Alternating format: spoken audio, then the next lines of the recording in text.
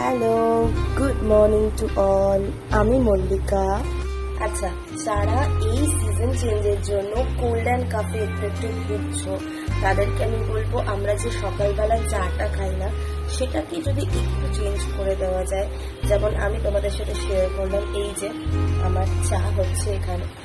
চায়ের মধ্যে আমি দিয়েছি একটা দারচিনি, একটু লবঙ্গ, দুটো গোলমরিচ, গোটা গোলমরিচ একটু ক্রাশ করে, আর একটু এলাচ ফর ফ্লেভার।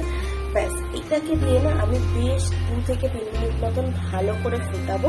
তারপর যেরকম চা পাতা দেবো সেরকম চা পাতা দিয়ে নামিয়ে জাস্ট স্ট্রেন করে খেয়ে নেবো। এটা নর্মাল চায়ের মতোই, শুধু ইনগ্রিডিয়েন্টস গুলো একটু অন্যরকম। তো আমি বলবো যারা কোল্ড অ্যান্ড কফি ভুগছো, আমার গলা শুনেও এখন বুঝতে পারবে তোমরা, তো যারা আমার মতন ভুগছো তাদেরকে বলবো একবার ট্রাই করে দেখো। দিনে 2বার নর্মাল চায়ের মতন খাও, স্পেশালি সকালে হলে তো খুবই মঙ্গল। খেয়ে দেখো, একটু হলেও রিলিফ পাবে। আর অবশ্যই আমাকে কমেন্টে জানিও।